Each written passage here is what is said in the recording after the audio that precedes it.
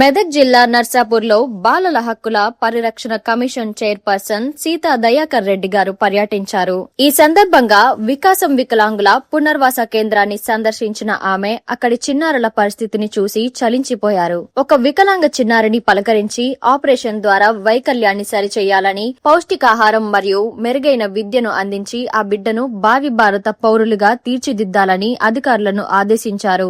అనంతరం భవిత కేంద్రాన్ని సందర్శించి చిన్నారులకు ఆటపాటలతో కూడిన నైపుణ్యాలు నేర్పించడం పట్ల హర్షం వ్యక్తం చేశారు. శివంపేటలోని బేతిని సంరక్షణ ఆశ్రమాన్ని కూడా ఆమె పరిశీలించారు. ఈ సందర్భంగా ఆమె మాట్లాడుతూ తెలంగాణ ప్రభుత్వం బాలల హక్కుల పరిరక్షణకు కట్టుబడి ఉందన్నారు. పిల్లలపై దాడులను అరికట్టడంతో పాటు ప్రతి 6 నెలలకొకసారి సంరక్షణ కేంద్రాల పనితీరును సమీక్షిస్తామని స్పష్టం చేశారు. ఈ కార్యక్రమంలో జిల్లా సంక్షేమ అధికారి హేమ భార్గవి, సిడిపిఓ స్వరూప, డీసీపీఓ నాగరాజు మరియు ఇతర అధికారులు పాల్గొన్నారు.